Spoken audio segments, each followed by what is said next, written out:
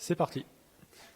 Du coup, moi, je m'appelle Vincent Maxime. Je travaille actuellement pour une boîte qui s'appelle Aria. On est en région parisienne et on recrute pas mal de gens si ça vous intéresse. Donc, en off, n'hésitez pas à poser des questions.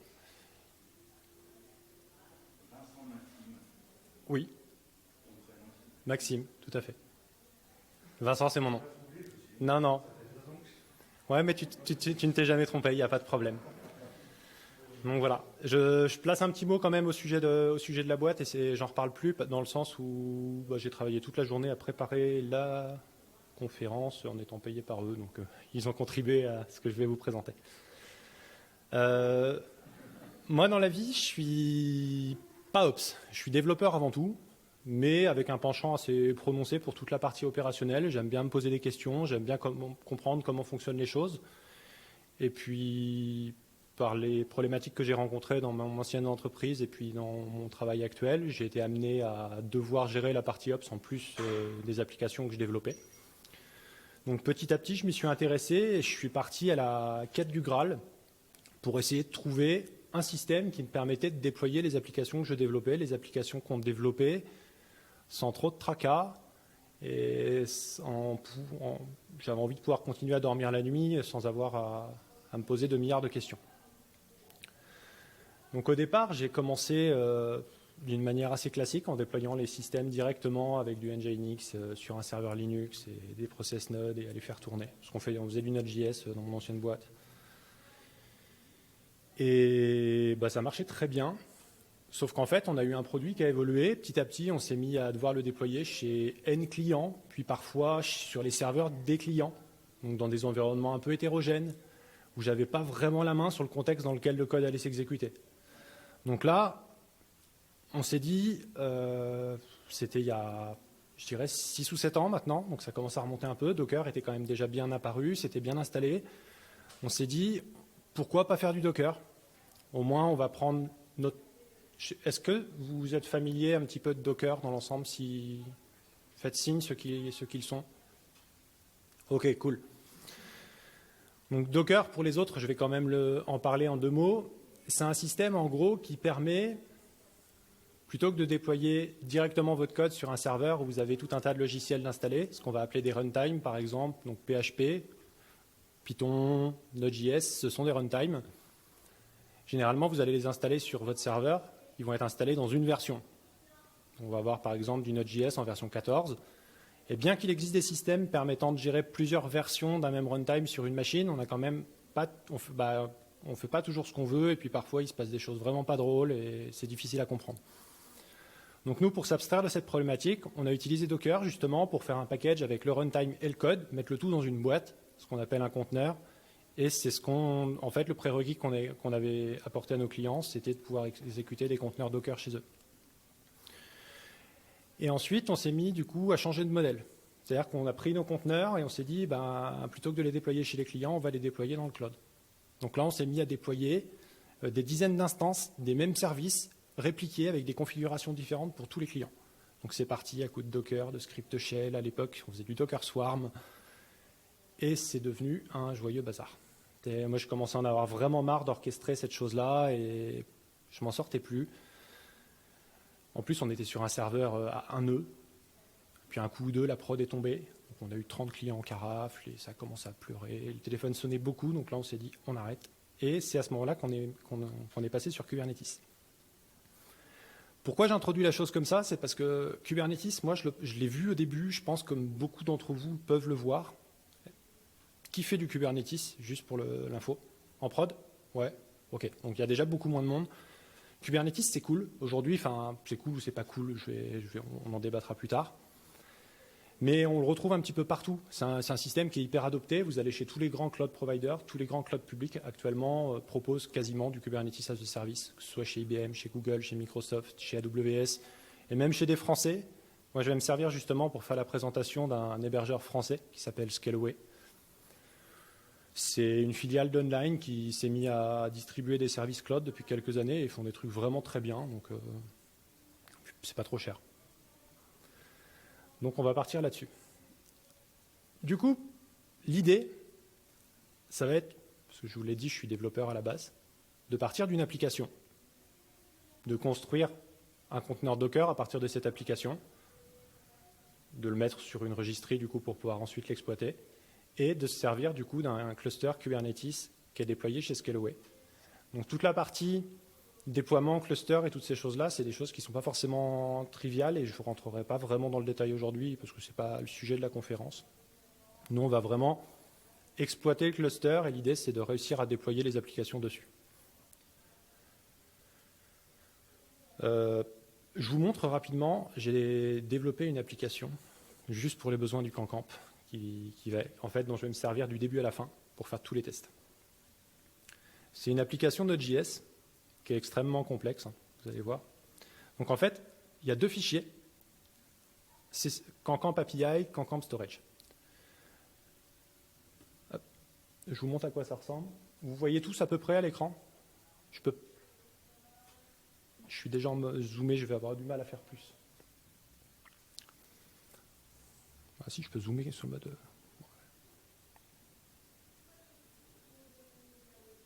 Ça va être mieux. Donc c'est une petite app Fastify, pour ceux qui font du Node, on s'en fiche. C'est un petit serveur en fait HTTP qui permet d'exposer simplement des fonctions. Et du coup, dedans, je vais avoir deux endpoints. Un premier endpoint en fait sur le slash qui expose juste 2-3 informations, la version de l'application, son nom, une description typiquement qui est quelque chose que je vais prendre dans les variables d'environnement avec un fallback, donc un défaut si jamais c'est pas renseigné. Le hostname, donc ça c'est juste le nom d'hôte en fait du conteneur sur lequel s'exécute le code. Et une super fonction que vous avez à côté en fait qui est juste une espèce de boucle infinie dont le seul but en fait est de... Pour ceux qui ne connaissent pas Node, en fait, Node.js, ça s'exécute juste sur un thread unique. Donc en fait, quand on lance une boucle infinie, bah, il ne se passe plus rien en fait. Le serveur, il est plus capable de prendre les requêtes HTTP. Et bah, voilà, c'est buggé, c'est fini. Donc en fait, j'ai juste mis ça en place justement pour volontairement faire bugger l'application et qu'on puisse un petit peu voir ce qu'on peut faire avec Kubernetes justement pour appréhender ce genre de problème. Et on a un deuxième bout de code qui lui permettra d'illustrer la partie file system dans Kubernetes, où en fait, c'est à peu près la même chose. On a une point qui permet de retourner 2-3 infos, et un deuxième qui permet de lister des fichiers qui sont dans un dossier, et de récupérer le contenu d'un fichier s'il est présent. C'est tout. J'ai pas fait de slide. L'intégralité du contenu sera donc dans l'éditeur. J'exécuterai le code, je vous montrerai comment ça marche et c'est sur GitHub, donc vous pourrez, si vous avez la curiosité, aller récupérer ça et essayer de jouer avec si ça vous intéresse. Du coup, cette image Docker, pour la pousser sur... là, vous avez vu du code. Première étape, on va mettre ce code dans l'image Docker. Donc là, pour ceux qui ne sont pas habitués à la construction d'images Docker, le label en haut, le from, il définit que je pars d'une image de base, c'est Node en version 16. Et dedans, du coup, je vais créer un dossier app, je vais créer un dossier data, je vais copier mon application dedans, je vais installer les dépendances applicatives de Node.js et je vais lancer l'application. Rien de foufou. Du coup, je vais build cette image et la pousser sur la registrie pour pouvoir l'exécuter parce qu'à partir de l'étape suivante, je ne ferai absolument rien dans le local en fait. L'intégralité des choses que vous allez voir sont sur un cluster qui est justement chez Scaleway qu'on va utiliser pour toute la présentation. Donc je peux vous faire le build. En fait, j'utilise un système qui est un plugin de Docker qui s'appelle BuildX, en fait, qui permet de faire du build d'images Docker avec des cibles multiples au niveau des architectures. Moi, j'ai un Mac récent, du coup, on est sur de l'ARM. Et là, je fais un build à la fois pour de l'ARM et puis des serveurs x86, enfin de la MD64 classique. L'avantage, c'est que je pousse les deux architectures sur la registrie et je peux le faire tourner sur différents types de plateformes sans avoir à me soucier du fait que ça fonctionne ou pas. C'est parti. Donc avant d'aller plus loin, on va parler de 2-3 concepts importants. C'est plus des notes pour moi qu'autre chose et des choses que vous retrouverez sur GitHub. Donc si vous n'arrivez pas forcément à lire les bullet points, c'est pas grave. Donc dans Kubernetes, ce qu'il faut comprendre, c'est que Kubernetes, c'est un framework qui a été amené en fait à la base par Google. Ils avaient développé un truc en interne qui s'appelait Borg et ils s'en servent depuis super longtemps en fait pour faire de l'orchestration de conteneurs. Chez eux, tout tourne dans des conteneurs depuis très longtemps. Et à un moment, ils ont pris le pas de se dire on pourrait open sourcer ce truc-là parce que ça pourrait servir à d'autres gens. Donc en fait, il y a eu une espèce de réécriture en enlevant toutes les spécificités propres à Google. Et cette réécriture, ça a donné Kubernetes. Et depuis, c'est un outil qui a beaucoup évolué, qui est vraiment porté par la communauté et qu'on retrouve aujourd'hui dans la plupart des grandes distributions où vous alliez comme framework un peu par défaut pour faire de l'orchestration de conteneurs sur Linux et sur d'autres mêmes plateformes maintenant. Une chose importante dans Kubernetes, c'est que tout est ressource. C'est-à-dire que l'idée du framework, c'est de prendre l'intégralité des notions que vous allez pouvoir retrouver dans un déploiement, que ce soit du file system, une charge de travail, une notion qui est plus proche du réseau, ou encore un système d'autorisation pour accéder à telle ou telle fonctionnalité du système ou d'une API. Eh bien, en fait, toutes ces choses, elles ont été modélisées et conceptualisées sous forme d'objets qu'on appelle dans Kubernetes des ressources. Les principales ressources qu'on va rencontrer, du coup, ce sont tout ce qui touche au workload. Donc le workload, c'est toutes les ressources, en gros, qui vont permettre d'exécuter de la charge de travail dans Kubernetes, quelle qu'en soit la nature. Ça peut être du code qui a un état ou pas d'état. Donc on aura différents types de ressources pour les gérer. Ça peut être de la configuration, donc quelque chose dont on va se servir justement pour venir surcharger les contextes d'exécution, par exemple des charges de travail. Ça peut être du réseau, parce que on peut difficilement en fait, faire communiquer des services entre eux sans réseau. Donc on en parlera un petit peu aujourd'hui. Je sais que le réseau, c'est quelque chose qui a tendance à faire peur à beaucoup de gens quand on aborde la partie opérationnelle, mais là, on ne va vraiment pas rentrer dans des choses trop pointues ni trop compliquées, mais juste essayer de voir en fait, le minimum syndical pour réussir à avoir des applications qui tournent et qui sont accessibles. Donc on a aussi tout ce qui touche au storage. Donc là, c'est tout ce qui est file system, principalement. Une partie sécurité. Donc vraiment, naturellement, dès qu'on parle de déploiement, dès qu'on parle d'opérationnel, on a toujours la problématique de sécurité qui apparaît. Je ne vais pas le cacher, c'est souvent un aspect compliqué des déploiements, c'est assez souvent négligé et parti pris aujourd'hui, je n'en parlerai pas. C'est beaucoup trop compliqué en fait dans le contexte de présentation que je vais vous faire aujourd'hui. Sachez que ça existe, c'est bien conçu et il y a moyen de faire absolument tout ce qu'on veut et toutes les ressources de base qu'on trouve dans Kubernetes et les ressources de qualité qu'on va trouver via l'écosystème et sur Internet sont justement mettent à disposition des politiques de sécurité assez bien construites.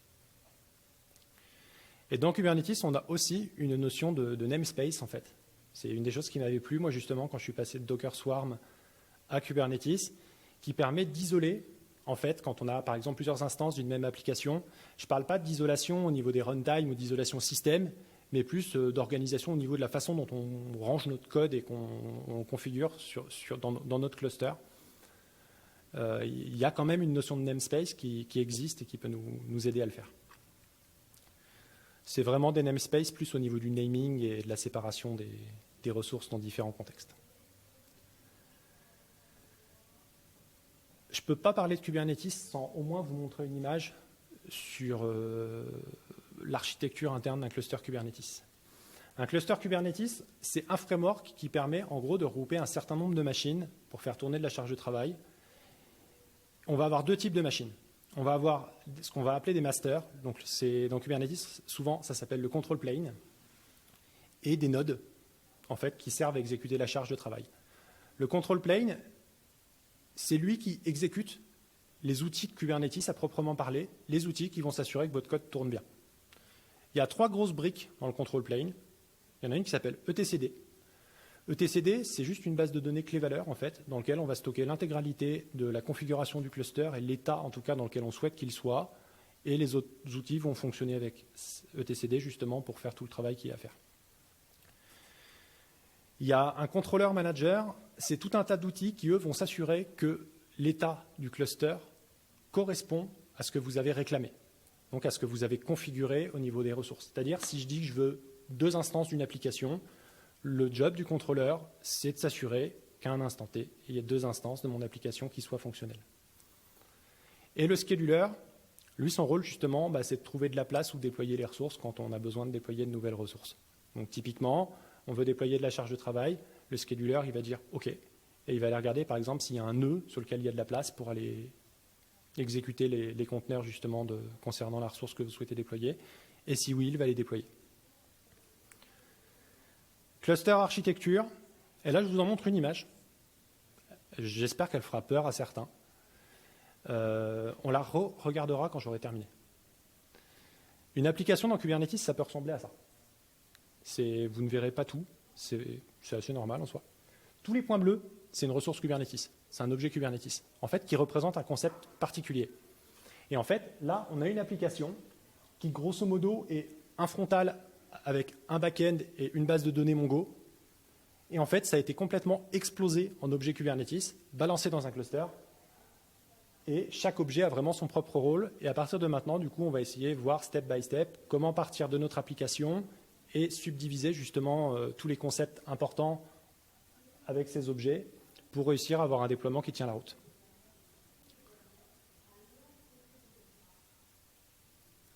Un outil incontournable quand on fait du Kubernetes, c'est kubectl.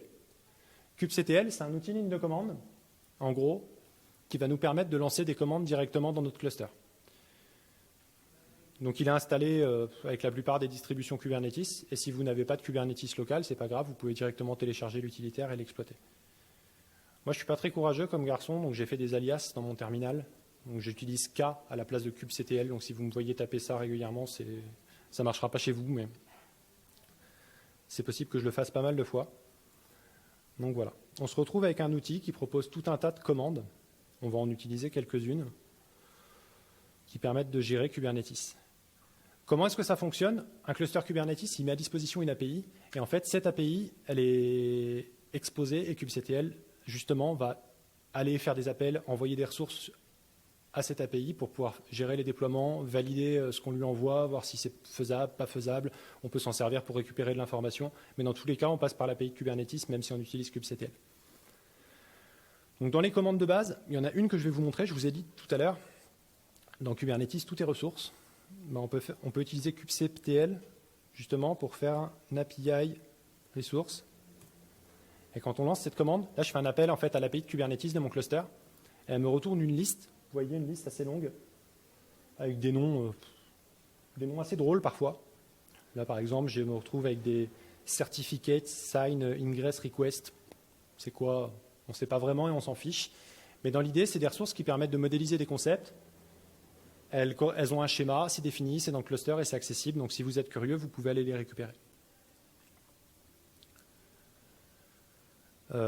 Ensuite, il y a tout un tas de commandes. Je ne vais pas en parler tout de suite parce que ce n'est pas vraiment intéressant. On va les utiliser plutôt quand on va déployer la charge de travail. On a une commande explain qui permet d'expliquer en fait ce qu'on retrouve dans une ressource. Donc typiquement, si je veux savoir ce qu'est un issuer, je peux faire un kubectl explain. D'issuer. En fait, il va appeler l'API, puis il va me retourner la doc. C'est de l'Open API, donc tout est validé. Vous avez de la doc avec la description, l'intégralité des champs de la ressource. Donc, il n'y a même pas besoin d'aller sur Google, taper quoi que ce soit. En fait, juste avec l'outil, vous avez absolument tout ce qu'il faut. Ensuite, on peut faire des create et delete en fait, via kubectl. Ça permet de créer et enlever des ressources de notre cluster. On a expose qui permettra d'exposer des services, vous verrez. On a top, je ne sais pas si vous connaissez la commande top Linux, grosso modo, c'est à peu près la même chose. Du coup, si on veut savoir comment ça va dans le cluster, on peut faire un kubectl top node, par exemple, pour aller avoir 2-3 infos sur les nœuds du cluster. Là, je vois que j'ai 2 nœuds dans mon cluster qui sont surchargés actuellement. Donc, on se retrouve avec un describe qui, lui, permettra d'avoir des infos sur un déploiement, par exemple, ou je ne sais quoi. Log, qui permet de récupérer des logs. Exec, qui nous permettra de lancer des commandes directement dans un conteneur.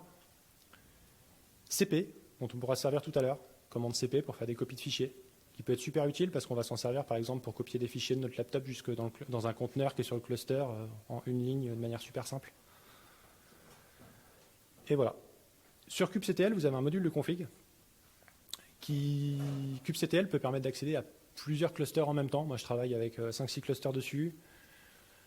Donc, il y a un outil de config qui permet d'enregistrer les configurations locales et de passer d'un contexte à l'autre. Et il y a un système de plugin je vais essayer d'avancer parce qu'il y a pas mal de choses à voir, qui s'appelle Crew, qui permet d'installer, c'est pas obligatoire, c'est optionnel, ça permet d'installer en fait des plugins à kubectl pour lui rajouter des fonctionnalités si vous en ressentez le besoin. Moi j'en ai mis 2, NS et CTX, qui permet de switch facilement entre les namespaces et les contextes cube. Comment ça marche?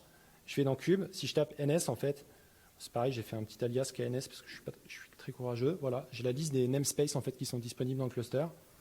Et je vous disais, il y a aussi des histoires de contexte. Typiquement, les contextes, c'est quoi? C'est une association pour un cluster donné. En fait, c'est un cluster, un utilisateur. Donc en gros, par exemple, j'ai un cluster pour ma boîte. Bah, je sais que c'est un cluster de dev et l'utilisateur, c'est l'admin. J'ai des droits admin sur ce cluster-là. Voilà. Donc là, je suis dans CanCamp, je suis admin du Kubernetes, du cluster Kubernetes CanCamp actuellement. Celui sur lequel on va travailler. Passons aux choses sérieuses. Je vous ai montré tout à l'heure, du coup, cette image Node.js que j'ai build, je l'ai poussée sur la registry GitHub. Je n'ai pas besoin d'aller vous montrer la registry, vous allez me croire, j'espère. Mais elle est publique et vous pourrez y aller. Si on commence au niveau des déploiements, la première grosse famille de ressources qu'on va rencontrer dans Kubernetes, c'est ce qu'on appelle les contrôleurs. Les contrôleurs, c'est une famille d'objets qui permet justement de contrôler la façon dont votre charge de travail est déployée sur le cluster. On va retrouver plusieurs types de contrôleurs. On peut avoir ce qu'on appelle des réplica sets. C'est un peu des contrôleurs basiques, c'est ce qu'on appelle les contrôleurs stateless.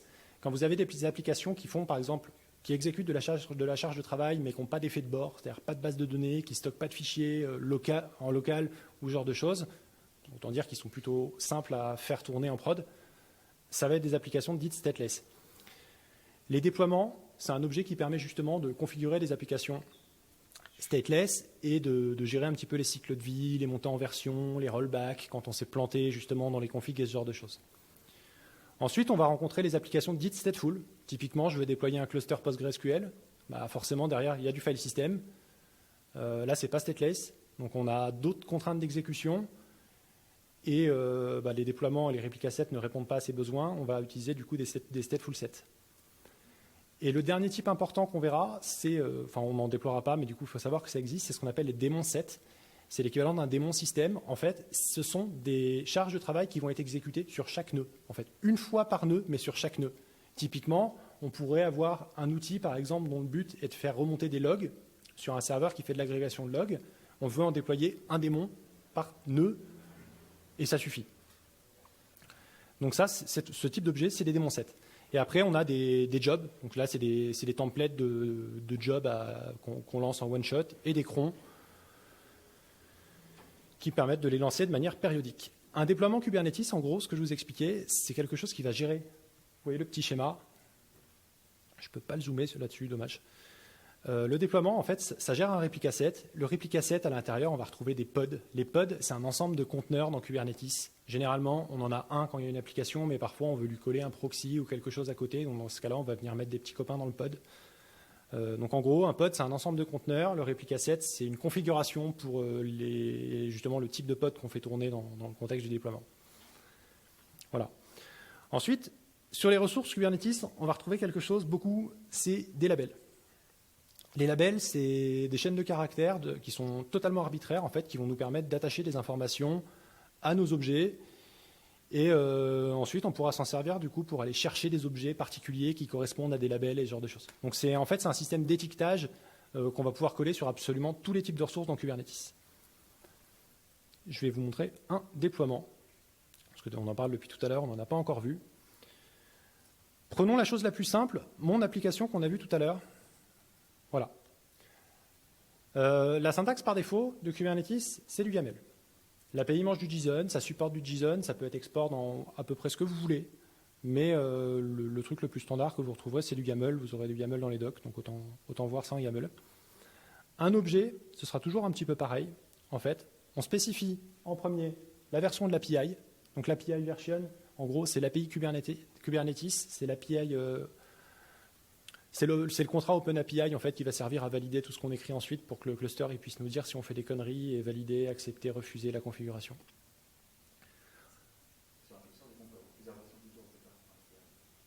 Plusieurs versions d'API ? Non. Non, en fait. L'API, typiquement, pour un type d'objet donné, quand le cluster est dans une version, on aura une API. Après, ça peut être différent en fonction des clusters où on est. Il y a des API qui sont dépréciées au fur et à mesure du temps. Donc, en gros, on nous incite à changer notre charge de travail, par exemple, pour écrire. En gros, c'est juste on a changé le format que prend la configuration. Ce qui est déployé en prod va continuer à fonctionner, mais il faut qu'on mette à jour les configs. C'est comme vous voyez ça comme un JSON schema, en fait, clairement. En gros, là, on dit que dans le store de contrat app V1, qui est un truc par défaut de Kubernetes, nous, on va créer un déploiement. Donc ça, c'est un truc qui doit définir un certain nombre de propriétés, c'est validé, et si on fait n'importe quoi, le système n'en voudra pas. Après, on retrouvera toujours deux choses, les métadonnées et la spec de l'objet. Les métadonnées, c'est souvent assez simple, c'est un nom et un namespace. Le namespace, bien sûr, est optionnel. Le nom, non, il faut en spécifier un, c'est le nom de votre source. Et là, on peut mettre des labels, justement. Là, j'en ai pas mis parce que ce n'est pas forcément indispensable. Sachez pourtant que c'est une bonne pratique, mais le problème, c'est que si je commence à vous faire les objets best practice Kubernetes, pour faire un malheureux déploiement, vous allez avoir un truc de 800 lignes. Donc, pour les besoins de la presse, j'en enlève un maximum et puis on en rajoutera au fur et à mesure. Le déploiement, ce n'est pas juste une application toute seule, isolée, qui tourne dans un coin. C'est cette application avec toutes les contraintes propres à son contexte d'exécution. Savoir que je veux la déployer dans telle ou telle condition, que j'en veux 10 réplicas, que je veux qu'elle redémarre s'il se passe tel ou tel type d'événement, ce genre de choses, c'est des choses qu'on va conceptualiser dans le déploiement. Du coup, la charge de travail à proprement parler, ce qui va s'exécuter dans les pods, il faut qu'on puisse la retrouver, l'identifier, ça se fait via les labels et un système de sélecteurs. C'est ce qu'on retrouve en haut du fichier. Ensuite, le template, à proprement parler, là, c'est l'endroit où on va définir ce qu'on met dans les pods. Donc on se retrouve avec des métadonnées dans lesquelles on va retrouver les mêmes labels. C'est ce qui permet de faire la correspondance. Si on se plante, ça ne marche pas. Et du coup, l'aspect des pods, donc notre charge de travail à proprement parler, j'ai mis très peu d'options. À savoir, j'en ai mis une parce que je la trouve quand même pas mal, le Termination Grace Period Seconds. En fait, ça, quand on kill une application, il y a un signal qui part, en fait, un SIGTERM, qui va dire à l'application, tu dois t'arrêter. En fait, on ne fait pas un kill de barbare en mode on débranche la prise électrique. On dit à l'application, il faut que tu te kills, mais on lui laisse du temps pour le faire. Et en fait, ce paramètre, il permet de tweak au niveau de Kubernetes, de configurer le temps qu'on laisse à un conteneur pour s'éteindre proprement. Et une fois qu'on est arrivé au bout, on le fait de manière moins propre. Je l'ai raccourci, parce que de base, je crois que c'est 30 secondes. Mais là, le souci, c'est que si je veux faire des déploiements assez vite, rajouter des choses, enlever des choses, si on doit attendre 30 secondes à chaque fois pour que je puisse vous montrer que ce que je viens de faire a bien fonctionné, ça ne va pas être drôle.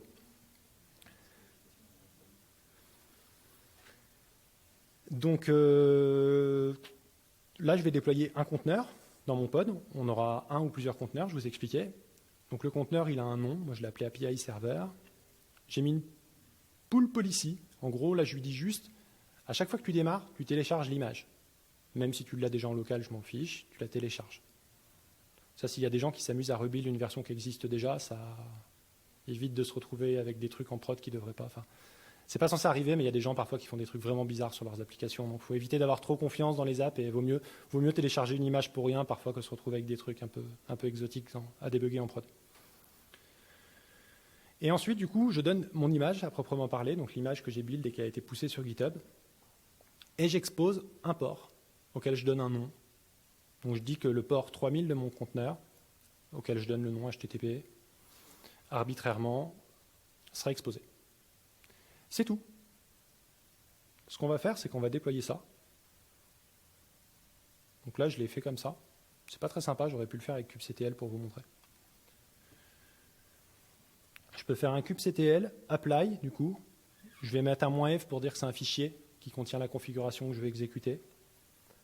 Du coup, le dossier, c'est dans workload. Ah, je suis déjà dans un dossier. Hop. Donc on va dans workload, manifeste, et c'est le deployment. Deployment V1. Voilà, donc je vais apply cette configuration dans mon cluster. Donc là, j'utilise kubectl, en fait, qui envoie ça à l'API server. Ma configuration est validée. Si elle est validée, elle est acceptée. À partir de ce moment, si j'utilise kubectl pour aller récupérer, par exemple, il y a une commande getAll qui permet de récupérer un certain nombre de ressources dans le namespace dans lequel vous êtes actuellement.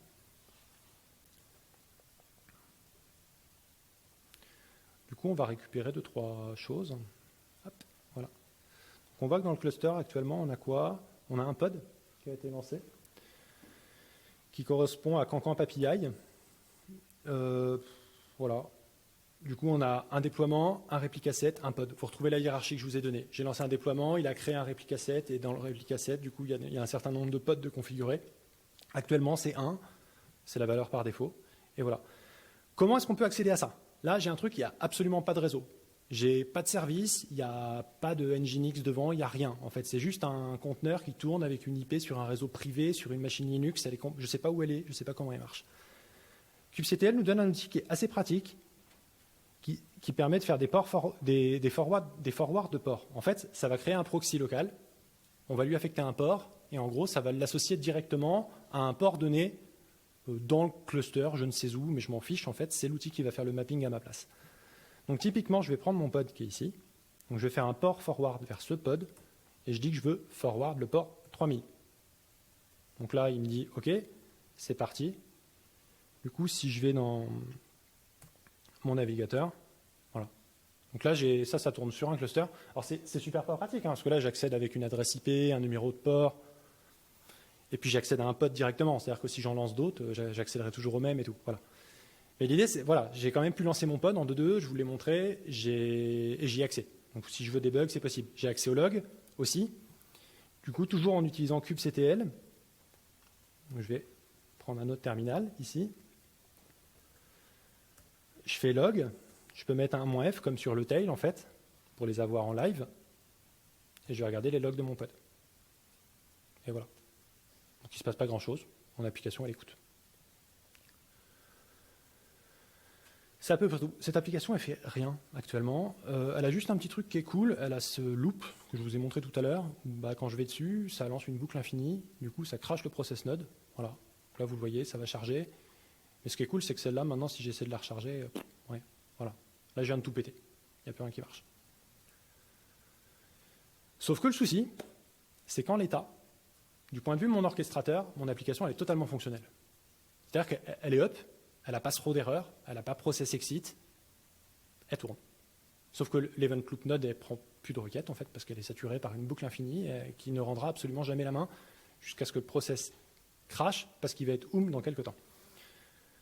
Plus de mémoire. Out of memory exception. Donc en fait. Oui, monsieur.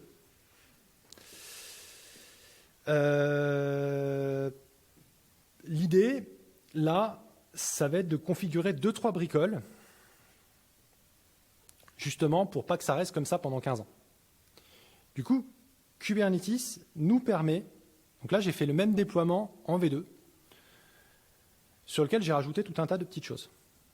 Donc là, vous voyez qu'il n'y a pas grand-chose de plus sur les... J'ai laissé toute la même chose, sauf que j'ai rajouté 2 choses importantes. Je vais retourner sur le petit markdown que je vous avais fait.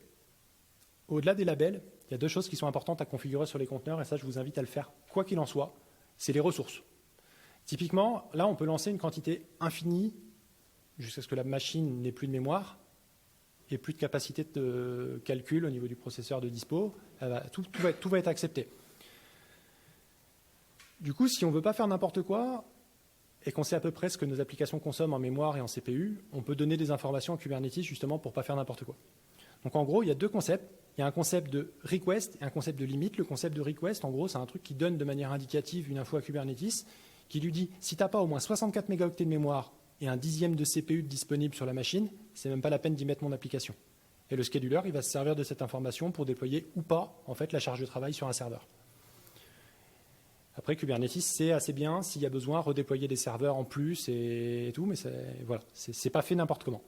Et il y a un système de limite qui, lui, permet en théorie de cap l'utilisation de ressources. C'est-à-dire que là, on n'ira pas au-dessus de 128 MB de mémoire et 1/5 de processeur. Deuxième chose, après les ressources, les probes. C'est des preuves de quelque chose. Donc il y en a 3 principalement, tout ce qui est liveness, readiness, startup. Nous, là, typiquement, pour régler notre problème, on va utiliser une liveness probe. C'est un système qui va permettre, en gros, de faire des checks sur notre conteneur. C'est un système dont Kubernetes va se servir pour vérifier que notre conteneur est bien apte à rendre le service qu'il est censé rendre. Parce que parfois, là, je vous ai bloqué l'event loop, ça ne marche plus, mais Kubernetes, c'est juste un orchestrateur débile, et si on ne lui donne pas 2-3 indications, il ne saura pas comment aller chercher l'information pour aller régler le problème. Du coup, la liveness probe, je la configure en lui disant que je vais faire un... On ne voit pas très bien, je suis désolé. Je vais faire un get HTTP, en gros. C'est-à-dire que Kubernetes, à intervalles réguliers, donc là, j'ai configuré une période de 5 secondes, va faire un call sur le slash de mon application, donc à la racine. Et il s'attend à avoir un code HTTP OK. Genre, ça fonctionne, un 200, idéalement. J'ai configuré un timeout à 1 seconde, donc si l'application met plus d'1 seconde à répondre, je la considère comme non fonctionnelle. Et un failure, je mets un cap aussi de fail, c'est-à-dire qu'au bout de 3 fails, il va crash le conteneur, en fait. Il va considérer que le conteneur, il faut le sortir du pool de nœuds, enfin de process d'exécution, parce qu'il est plus fonctionnel. C'est les deux choses qu'il va falloir configurer. Du coup, dans ce déploiement, je vous ai rajouté le liveness probe sur mon application, ainsi que une configuration sur les ressources. Au passage, notez une petite clé qui est apparue ici, Replica 5.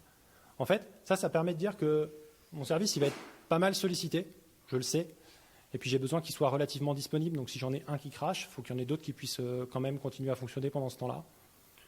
Donc je vais déployer 5 instances en parallèle tout le temps. Donc là, si on regarde ce qui se passe, on va arrêter le port forward pour l'instant. On va refaire un kubectl get all, on voit à peu près où on en était. Donc là, on voyait qu'on avait un deployment, un replica set, un pod. Mon deployment, il est configuré à 1 sur 1. Je vais juste appliquer. J'utilise l'IDE pour lancer les configs. À chaque fois, ce que ça fait, c'est un kubectl apply -f du fichier sur lequel je fais ça. C'est pour gagner du temps.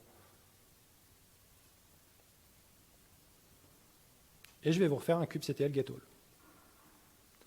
Et là, on voit qu'il se passe des choses. Il se passe des choses.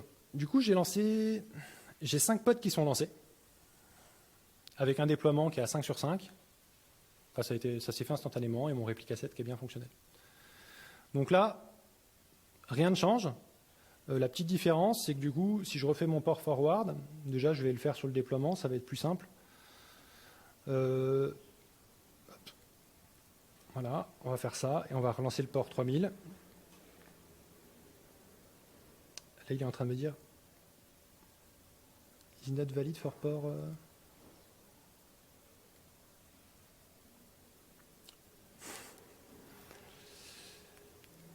Ça risque pas de fonctionner, mon truc là.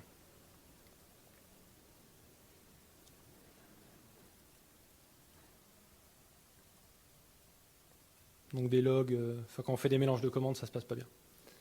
Voilà. Donc là, j'ai relancé la chose, donc on voit que ça fonctionne bien. Là, on arrive aux limites du port forward. Là, je suis en train d'essayer de faire un truc un peu production ready avec des instances, enfin des réplicas de mon application et tout. Le port forward, en gros, il va prendre le premier pod qui match avec les labels, il va rebalancer le trafic dessus et c'est fini. C'est-à-dire que s'il crash, du coup, il va pas savoir faire, il n'a pas d'algorithme de load balancing intelligent qui va répartir la charge et ce genre de choses. Donc là, voilà, vous voyez, on va aller toujours plus ou moins sur le même. Je peux rafraîchir autant que je veux. Vous voyez, le hostname, il ne change pas. On va avancer, parce que ça, il y aura les parties intéressantes relatives à cette partie-là, viendront après. Du coup, ça, c'est de la charge de travail. Là, on a vu que pour accéder à notre charge de travail, au niveau réseau, il ne se passe rien. On n'a rien, on n'a pas moyen de faire quoi que ce soit. D'autres que des ports forward, mais je ne vois pas trop comment je vais faire ça en prod. Donc là, on a fini avec le workload. Pour l'instant, on va parler service.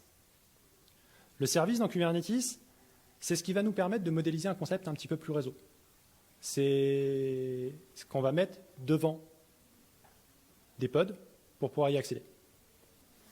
Du coup, on va retrouver plusieurs types de services importants, 4, dont je vais vous parler en tout cas.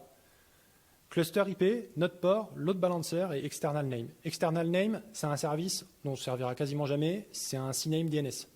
En gros, c'est un truc qui rebalance le trafic ailleurs et voilà, on s'en fiche. Le load balancer, c'est assez explicite. C'est un service qui typiquement va prendre le trafic et faire de l'équilibrage de charge sur tous les réplicas qu'on va trouver derrière qui matchent avec les labels configurés. Le cluster IP, c'est juste une IP en fait qui est rendue. Alors il y a toujours un concept d'équilibrage de charge au niveau des services pour les différents pods qu'il y a derrière, mais la différence c'est qu'un cluster IP, il ne sera pas accessible à l'extérieur du cluster. C'est une IP locale au cluster. C'est-à-dire que les autres services dans le cluster pourront y accéder via le service et le système de DNS interne. Par contre, le trafic qui rentre dans le cluster ne pourra jamais accéder au service, quoi qu'il en soit. Pas comme ça en tout cas. Et le node port, c'est un truc que je n'utilise absolument jamais, mais qui peut être utile parfois. C'est un type de service en fait qui permet de prendre un port physique de la machine sur laquelle on est. Donc si vous avez 3 ou 4 nœuds en prod par exemple, on va dire que le port 3000 de chaque nœud, en gros, il est redirigé vers ce service-là. Donc en gros, on va taper directement sur les adresses IP des différents nœuds et il va prendre le port vers le port, enfin il va utiliser il va faire un autre port vers le service. C'est pas foufou généralement, je connais pas beaucoup d'applications qui utilisent ça. Ça existe. On va du coup simplement regarder à quoi ça ressemble. C'est pas les ressources, c'est les manifestes. Un service, ça ressemble à ça. Toujours du YAML, c'est pas hyper excitant, mais c'est comme ça. C'est relativement simple pour le coup, si on va pas loin dans la config. En gros, API V1, type service, je donne un nom, Cancamp API. Je mets 3 sélecteurs, en gros, c'est les sélecteurs que j'ai mis sur mes pods, dans mes templates de pods. C'est grâce à ça que le service, en fait, il va savoir que quand il mange du trafic, quand il récupère du trafic ou quelque chose arrive à lui, les conteneurs, en fait, les pods qui vont devoir exécuter le contenu, il va les trouver avec les labels. On envoie le service.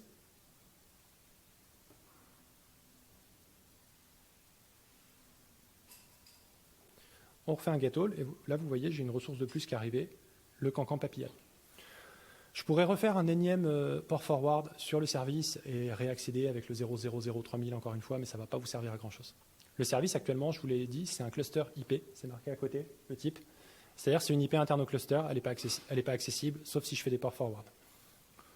Ce n'est pas intéressant. Je vous propose de traiter 2 parties, et ensuite on va résoudre cette problématique pour terminer de réseau, une bonne fois pour toutes, en accédant à nos services avec des URL et un truc un peu plus standard auquel les gens sont habitués, un vrai système de load balancing. Mais avant, on va traiter 2 choses qui sont encore internes au cluster, c'est la configuration et le file system. Je regarde l'heure qu'il est. Faut pas que je traîne. Je vais aller assez vite, j'en ai préparé 50 fois trop, je vous laisserai aller sur GitHub si vous voulez en voir un petit peu plus. Ce fichier-là, il n'est pas très beau.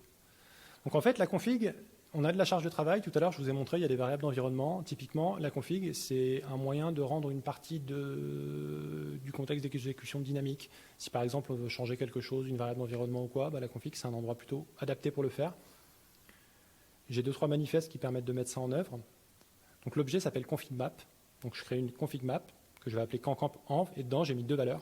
Donc j'ai mis la description custom qui va permettre de surcharger ce qu'on avait vu tout à l'heure, ainsi qu'un truc qu'on ne sert pas pour l'instant, mais il servira à l'étape d'après. Je vais appliquer cette config. Et pendant qu'on est ici, on va regarder le déploiement avec lequel on travaille depuis tout à l'heure, mais mis à jour pour qu'il puisse exploiter justement la config. J'ai rajouté 2 choses à la fin. J'ai mis une variable d'environnement direct pour configurer le port HTTP. Là, je ne passe pas par la config, je l'ai mis directement dans mon déploiement. Je sais que le port HTTP sur lequel je lance mon serveur, j'écoute, c'est 3000.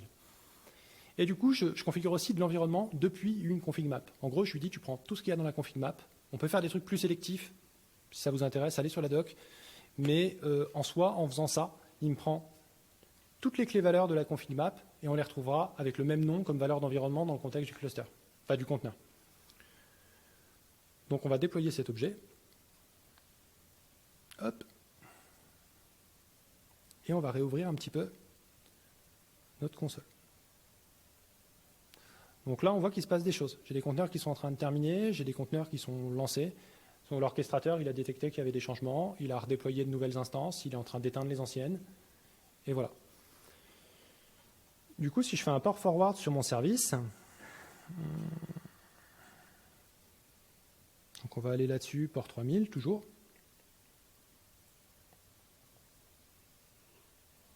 Voilà, j'y suis. Vous voyez juste, la configuration a changé. Description set from config map. Avant, c'était la valeur par défaut qui ne correspondait pas à ça. Donc là, j'ai injecté les variables d'environnement dynamiquement. Si je change le contenu de ma config map, le scheduler, enfin le contrôleur, il va me redéployer l'intégralité des choses. Et ce sera mis à jour.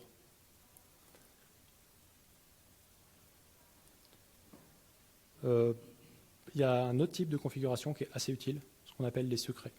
Les secrets, c'est la même chose qu'une config map à une petite subtilité près.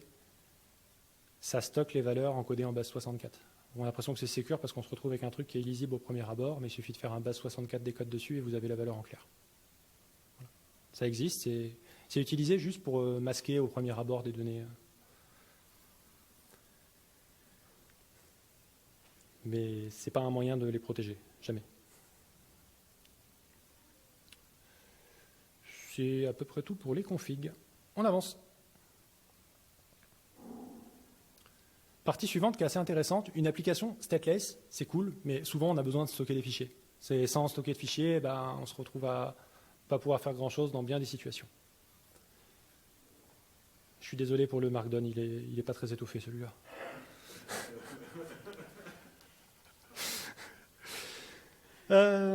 Voilà, CP. En fait, vous avez tout ce qu'il faut.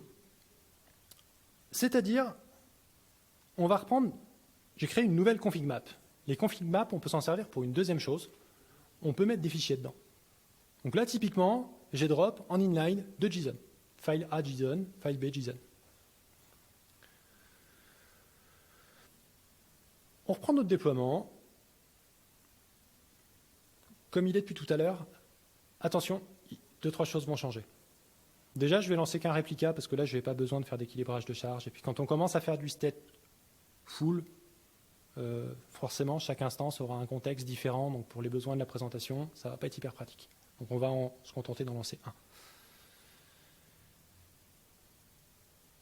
La seule différence, elle est là, en fait. À la fin, vous voyez, je spécifie la commande dans le conteneur. C'est-à-dire que jusque-là, notre conteneur Docker, quand il est construit, vous voyez à la fin du Dockerfile, ça fait un cmd app ccapi.js. C'est-à-dire qu'il lance API par défaut. Moi, là, je n'ai pas envie. Je veux lancer un autre fichier. Donc, imaginons, on a des applications avec plusieurs entry points parce que dedans, on veut faire pas mal de choses avec la même base de code. C'est possible. Il suffit juste de dire, à la place, tu lances node app cc storage. J'ai donné un autre nom et on va déployer cette charge de travail. C'est parti. Hop. Si on regarde ce qui tourne sur le cluster, là on voit qu'on a de nouvelles choses qui sont arrivées. Donc je n'ai pas enlevé ce qu'on avait tout à l'heure, donc ça tourne à côté, c'est pas grave. On a CC Storage qui est apparu, donc un nouveau pod. Au niveau service, je n'ai pas déployé de service pour l'instant. Je me retrouve avec un déploiement storage qui est ici. Ce que je vais faire, on va faire un petit port forward comme on fait depuis tout à l'heure, juste pour voir à quoi ça ressemble.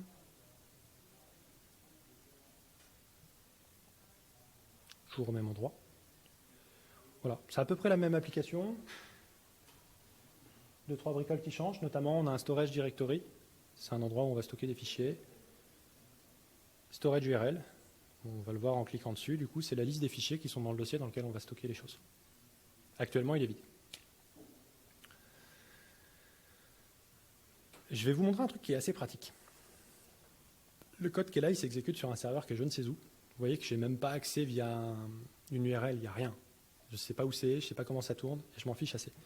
Au même titre que je peux faire des forwards de port. Donc là, on en est à la partie storage. Non, je n'efface rien, tout va bien. Je peux utiliser kubectl. CP. C'est comme l'utilitaire copy en fait sur Linux ou sur Mac. On va lui dire qu'on va copier un fichier. Donc là, je vais copier le truc qui est dans storage. Alors c'est ça, c'est storage. Je l'ai mis dans ressources.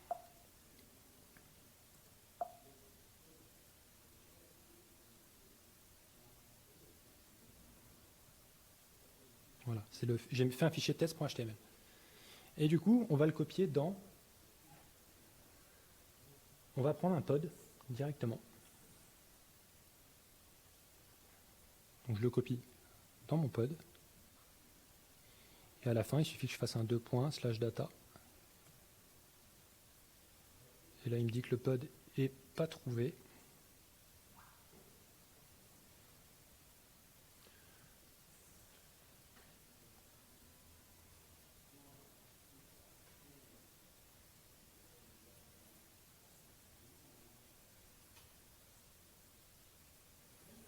Je suis pas très malin, je crois que c'est juste le pod slash devant en fait qui devait pas être là. C'est fait. Donc là, j'ai copié le fichier sur le serveur, je retourne là. Il faut refaire le port forward.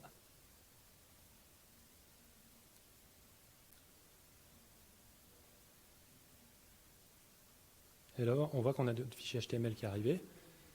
Si je clique dessus, là, il y a juste la fonction qui retourne le hey que j'ai mis dedans, et voilà. Rien de foufou. Ce qui est cool avec ça, c'est que... Ou pas cool, ça c'est, je vous laisse en juger.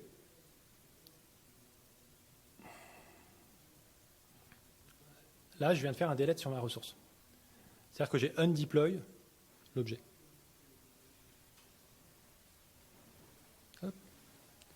Donc si on regarde les pods, on n'a plus le pod de storage. On va résoudre ça, on va le relancer. On refait le port forward. Voilà. Et là, le et n'existe plus. Qu'est-ce qui s'est passé? Il s'est passé que le slash data, c'est un dossier qui est local au pod. Quand je l'éteins et que je le redémarre, c'est un nouveau contexte d'exécution. Ça se trouve, c'est pas sur la même machine. Du coup, les données que j'avais mises dedans entre-temps, elles ont disparu. C'est totalement logique. Il y a des solutions pour ça. On a la possibilité, via tous les types d'objets qui touchent à la partie storage de Kubernetes, de gérer ces choses-là. C'est légèrement différent en fonction des différents cloud providers. Il y a des spécificités. C'est-à-dire que chez Scalaway,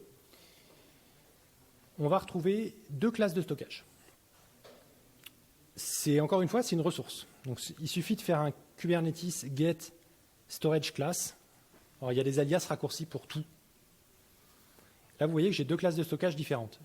Un Scalaway SCW BSSD et un autre en retain. Donc, c'est deux classes qui sont configurées. Donc, une pour avoir une politique où il libère un peu plus facilement les ressources et l'autre pas. C'est du block storage. Petite contrainte du block storage, ça peut être monté que sur un nœud à la fois. En tout cas, chez Scalaway, c'est comme ça. Donc, on ne pourra pas monter le même volume sur 15 nœuds en même temps. C'est des disques durs vraiment qui sont associés à un contexte d'exécution, un pod. Après, si le pod change de serveur, il peut remonter ses disques durs, même en étant sur un autre serveur. Donc, on garde la problématique de migration de données est traitée. Mais si on veut des trucs partagés, il faudra partir soit sur du stockage objet, soit sur du NFS ou quelque chose en tout cas qui le supporte. Et il y a une shared provider justement dans Kubernetes qui fait pour Kubernetes et compagnie qui le supporte. Ils sont juste pas déployés par défaut sur mon Scalaway.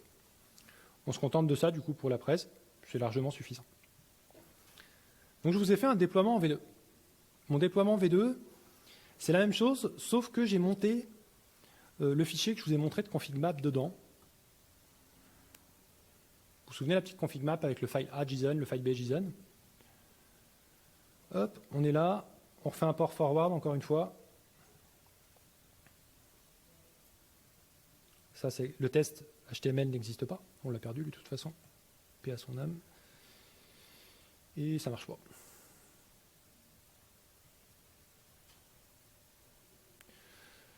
Celui-là, il marche pas. Et on s'en fiche royalement, on va avancer. Hop. Je vais lancer un petit service. Encore une fois, le service, vous vous souvenez, via les labels, c'est ce qui va permettre d'interfacer les pods. On va en avoir besoin pour l'étape qui suit et qui, elle, est vraiment intéressante. Je vais utiliser un autre type de déploiement. On va arrêter avec le déploiement qui, on a dit, était fait pour du stateful, enfin du stateless, alors que là, on est en train de faire du stateful. Donc, typiquement, ça ne correspond pas. On va utiliser des stateful sets. Stateful set, on va l'appliquer. Du coup, les déploiements qui sont ici, on va les enlever parce qu'ils n'ont pas lieu d'exister. Et voilà, hop, on regarde ce qui tourne. Toujours les mêmes commandes. On peut après, c'est le log, le describe, le get all, le get pour aller récupérer des informations, mais dans l'ensemble, ça changera assez peu. Donc là, on voit que notre conteneur, il est en train d'être créé. Notez une différence. Dans des contextes de déploiement, on a toujours le nom suivi d'un truc qui est random. Sur du stateful set, c'est des index en fait. Parce que typiquement, il va se servir de ça pour ensuite construire des noms et réutiliser par exemple des disques durs, même si les serveurs changent d'endroit, ce genre de choses. C'est des identifiants uniques mais réutilisables, donc ça ne peut pas être random pour le coup.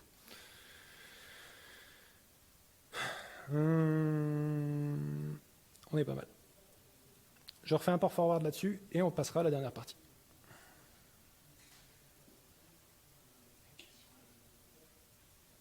Ouais. 5 minutes? Ok. Je vais aller vite. Du coup, c'est pas le déploiement, c'est le stateful set.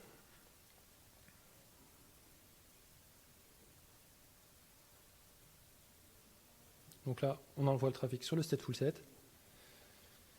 Et bah, là, la magie, c'est que j'ai fait un test cet après-midi et j'ai fait exactement ce qu'il y avait dedans et j'avais déjà push le HTML et vous voyez, là, j'ai redémarré le service et je l'ai retrouvé instantanément. Donc, j'ai même pas besoin de refaire le CP dans le sens où je l'avais fait cet après-midi. Et là, je sais même pas, il a relancé une nouvelle image, un nouveau contexte, mais en fait, il a remonté quelque chose qui dans Kubernetes s'appelle un. Donc là, Kubernetes, kubectl, on va faire get persistent volume et persistent volume claim. C'est les deux types d'objets qui permettent de gérer les choses. Le volume claim, en fait, c'est ce qu'on définit dans le stateful set, en bas. Voilà, j'ai mis un claim template. En gros, je lui ai dit que je veux un scalaway BSSD de 1 gigaoctet que j'appelle file, qui crée quand je le lis la première fois. Enfin, c'est les classes de stockage et en gros, ensuite, je le monte dans le volume. Voilà, c'est juste en rajoutant ça et en utilisant la storage class qu'il y avait dans Scalaway, j'ai du stockage persistant dans mon stateful set. Il n'y a rien de plus à faire. Et ça marche toujours de la même manière que si c'était un disque dur interne au conteneur. Alors là, il faut que j'aille très vite. Il y a un outil dans les Kubernetes, c'est un écosystème qui est d'une richesse assez ahurissante aujourd'hui. Il y a un système qui s'appelle Helm, c'est un gestionnaire de paquets pour Kubernetes. En gros, ça vous permet de faire du déploiement d'applications en one-shot, c'est des espèces de templates. Comment c'est foutu? Je vous ai fait un petit markdown, lui pour le coup il est un peu plus étoffé, vous pourrez aller le voir. Donc ça c'est ce qu'il y a sur la page d'accueil. En gros, on ajoute des repositories comme dans plein de package managers. On peut chercher ce qu'on appelle des charts. En fait, la chart, c'est un ensemble de templates pour déployer de la charge de travail qui est dans des versions. Il y a un système de values. Les values, c'est la configuration en fait, qu'on va venir mettre dans le template, enfin qu'on va injecter dans le template pour avoir les fichiers YAML au final, qui correspondent vraiment à ce que nous, on souhaite voir en prod. Et du coup, on va s'en servir pour déployer ce qu'on va appeler un ingress controller, qu'on va voir juste après. L'ingress controller, c'est tout ce qui va gérer le trafic réseau qui rentre dans le cluster, en fait, dans Kubernetes. L'ingress, c'est trafic réseau rentrant. Du coup, je vais prendre ça. Hop. Et on va l'appliquer. Donc en fait, la commande, elle est immuable, c'est pour ça que c'est du upgrade, install s'il n'existe pas, en créant le namespace s'il n'existe pas, dans telle version, et du coup je spécifie juste l'IP du load balancer, parce que du coup j'ai configuré un nom de domaine pour qu'il pointe dessus, comme ça, ça je ne pouvais pas le faire en live. Du coup j'ai un enregistrement de type A qui va sur cette adresse IP là, et du coup quand je lance mon load balancer pour Nginx, je lui dis d'utiliser cette adresse IP que j'avais réservée au préalable. Donc là il fait sa tambouille, il m'a lancé le contrôleur. Ça fait que maintenant, quand je vais sur mon cluster à l'adresse que j'ai configurée, cancamp.api. Non, j'ai mis cancamp.lab.ovh, je crois. Ouais, c'est ça. Je suis en 404 not found, parce que j'ai un ingress controller, c'est-à-dire c'est un serveur Nginx, mais qui n'a aucune configuration actuellement. Donc l'étape d'après, c'est de configurer un ingress, en gros, pour dire que le trafic réseau qui rentre sur telle URL, il doit aller sur tel service. Je vous ai montré tout à l'heure, on a nos déploiements, devant on a mis un service, c'est là qu'on va se servir de notre service. Le cert manager, on le verra après si on a le temps. Hop, du coup, là j'ai un ingress pour mon Cancamp API. C'est parti, on va le déployer. Donc le cancamp.lab.ovh, vous voyez, j'ai spécifié un host, j'ai mis un pass à la racine, je dis c'est un type d'ingress, je fais la configuration. Et du coup, derrière, j'attache un backend, donc c'est un service, c'est le Cancamp API, sur le port 3000. Voilà, c'est fait. On en a fini avec les ports forward. Là, voilà, il n'y a rien de plus. J'ai balancé un ingress, voilà, j'ai mon HTTP. Il n'y a rien de plus à dire, il n'y a rien de plus à faire. Maintenant que j'ai l'ingress controller dans mon cluster, à chaque fois que je veux exposer un service via HTTP, je crée un ingress, je mets un host, c'est fini. Du coup, c'est bien de le dire, on va le faire. La même chose, je me dis c'est pas terrible de l'exploiter comme ça. On voit qu'on peut mettre des annotations en fait qui conservent le Nginx, par exemple mon ingress controller. Là par exemple, je pourrais mettre de l'autre basique. Pour mettre de l'autre basique, c'est assez simple. Je ne vais pas vraiment avoir le temps de le faire, donc faut que je vais juste pas faire la démo. Vous avez le truc dans le readme.md, vous avez 2 commandes à taper, vous pouvez le faire chez vous. En gros, juste en créant un secret avec la commande HTTP password qui permet hop, vous l'avez là, en dessous, basic auth. J'ai mis secret credentials, vous faites ça. Ensuite, vous créez un secret générique avec le kubectl, avec la commande qui est en dessous. Et avec les 2 annotations, on lui dit tu vas chercher les credentials dans tel secret. Et c'est fini, on a de l'autre basique sur le service. Du coup, on a un username, un password à taper quand on y va. Je vais quand même envoyer la dernière partie parce que ça m'embêterait vraiment qu'on n'ait pas le temps de voir ça. Il y avait une deuxième partie dans Helm, après l'ingress controller. On va déployer une autre brique avec Helm qui s'appelle Cert Manager. Cert Manager, c'est un outil qui permet de gérer les certificats dans un cluster Kubernetes. Moi, je vais l'utiliser de manière assez simple pour faire du certificat Let's Encrypt, donc de l'auto-générer pour avoir du TLS sur mes ingress. En soi, le truc, il fait presque le café. Vous pouvez le brancher sur du Vault, vous pouvez le brancher sur n'importe quel type de back-end, vous pouvez générer des certificats auto-signés, vous pouvez... Enfin, c'est une usine pour gérer les certificats dans Kubernetes. Donc on a déployé la chose. Je n'ai pas le temps de vous faire le détail, à savoir que quand on déploie cette chose, ça installe dans le cluster ce qu'on appelle des CRD, pour Custom Resource Definitions. C'est-à-dire que maintenant, il existe dans le cluster des types d'objets qui n'existaient pas au début. Quels sont ces types d'objets?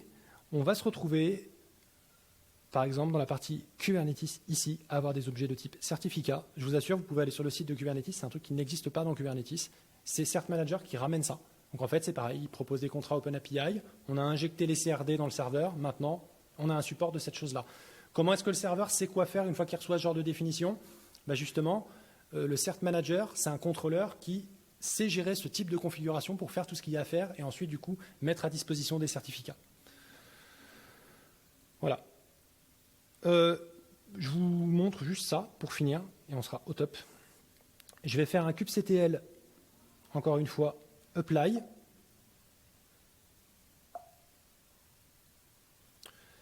Je fais un "-k" au lieu du "-f". K, c'est un plugin de kubectl qui s'appelle Customize. C'est un format qui permet de faire des merges de config, qui permet de lancer plein de configs d'un coup. Je vais vous montrer le fichier qu'il y a derrière, mais du coup, là, je vais lancer 6 trucs en instantané, en fait, sans avoir à taper 3 commandes. Et du coup, on est dans le dossier, ça doit être certificate, je crois qu'il y a ça dedans. Voilà, c'est ça. Je fais ça. Vous allez voir que derrière, voilà, il y a une liste de ressources qui sont créées. Donc, je crée 2 certificats. Je crée des cluster issuers, en fait. C'est un système pour Cert Manager pour lui dire tel type de certificat, tu vas les créer de telle manière. Voilà, donc là, je lui dis comment se servir de Let's Encrypt, par exemple. Et 2 ingress. On est content, c'est fini. Du coup, ça ressemble à quoi? Je vous les montre juste rapido. Dans Customization, en fait, c'est juste une liste de ressources.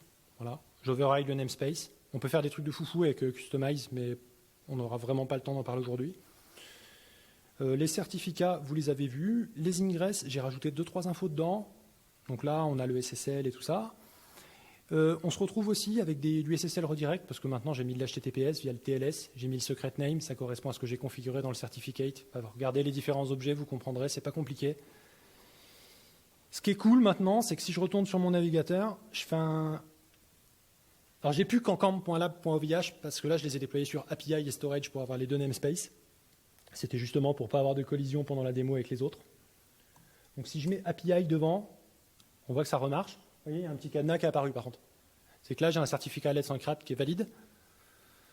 Je suis en TLS, je suis arrivé en HTTP, il m'a redirigé en HTTPS et j'ai rien fait pour aller chercher les certificats. J'ai juste configuré le Cert Manager. Maintenant, à chaque fois que je crée un certificat et que je l'injecte dans un ingress, c'est bon, j'ai du TLS comme il faut. Les refresh de certificats, tous ces trucs-là, ils gèrent. Moi, c'est fini. Là, c'est du déclaratif. Je lui ai dit que je veux tel système.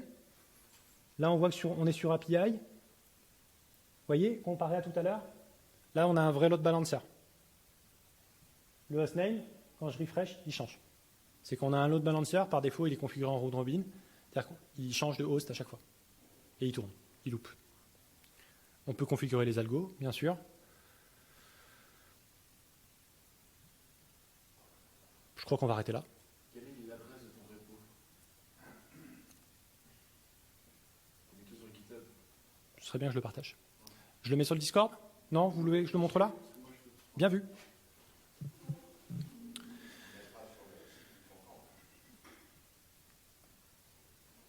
Après, j'ai vraiment fait ça un petit peu au dernier moment.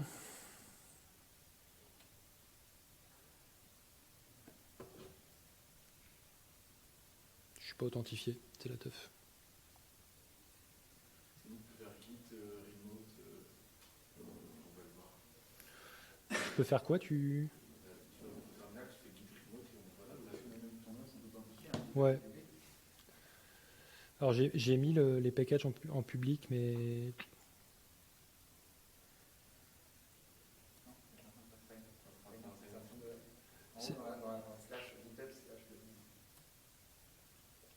Ok. Bon, moi, je me suis mis à GitHub par la force des choses avec mon nouveau job, mais j'en avais jamais fait de base. Le repo, il est privé. Non, il est là. Et il n'est pas à jour, en fait. Le code que je vous ai montré, il est dans la PR qui est ici, qu'il faut que je merge. Voilà. Je vais juste rajouter les 3 commandes qui manquent dans CP. Je vais vous le pousser, je pense, demain. Et comme ça, vous aurez... Ouais. Je peux zoomer. Hop, on a ça. Voilà.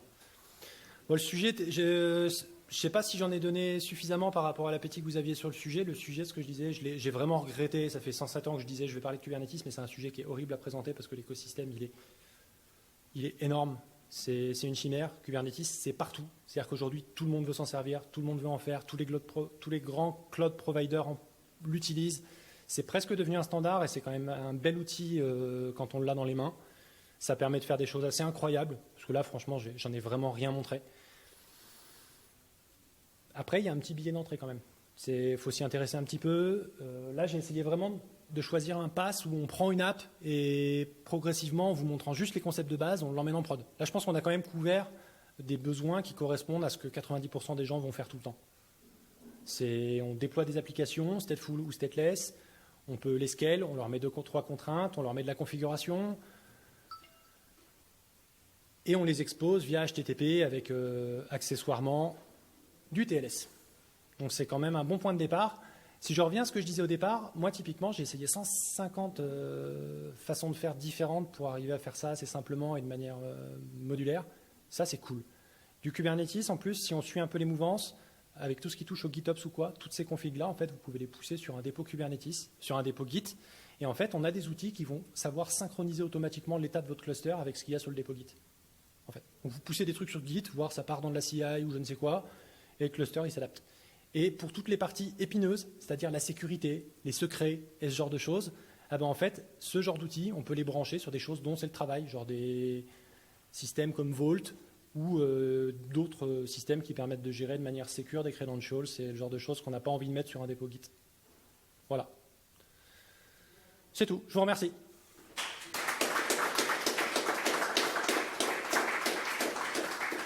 Je coupe la vidéo. Non, t'es bien dans les temps, mais du coup, on n'aura pas trop de temps pour les questions. Mais Il y a 5 minutes? Non? Non? Faut qu'on parte? Ouais, c'est bien, faut qu'on rentre la salle en plus. Ok. Par contre, traditionnellement, on se retrouve, on va prendre un verre après dans un bar. Donc, on se retrouve là-bas. Vu qu'on est jeudi soir et que les garçons soient nombreux, on va pas mal au. Qu'on se le dise, on vient avant tout pour la bière. Donc, vous êtes vraiment conviés à venir en boire une et puis on discutera un petit peu de ça ou d'autres choses ensemble à ce moment-là. En tout cas, vous êtes bienvenus pour nous suivre au Delirium après. Et si vous ne pouvez pas venir ce soir pour une raison X ou Y, n'hésitez pas à aller sur le Discord. Dans tous les cas, on en discutait avec Alexis la semaine dernière. On est assez intéressé aussi par vos retours sur le type de sujet qu'on propose. Là, les sujets Ops, on en propose assez peu en règle générale. Est-ce que ça intéresse les gens? Si oui, quel type de contenu vous aimeriez voir? Est-ce que vous souhaiteriez qu'on aille plus loin? Là, je parle par exemple d'outils, de GitOps, de synchronisation de clusters avec des dépôts Git et ce genre de choses. Est-ce que c'est des sujets qui pourraient intéresser les gens? À savoir que ça prend du temps de les préparer, les sujets. Donc, s'il n'y a pas des gens qui ont un petit peu d'appétence ou quoi derrière, moi, je sais que personnellement, j'aurais pas de plaisir à préparer un sujet si ça intéresse personne derrière. En fait, l'idée, c'est de pouvoir partager des choses qu'on exploite au quotidien. Donc, ça, moi, j'en fais plus du tout au quotidien, mais c'était dans mon ancien boulot, c'est ce que je faisais tout le temps. Que maintenant, je suis sur d'autres sujets et j'aurais plaisir à en parler si ça peut intéresser des gens.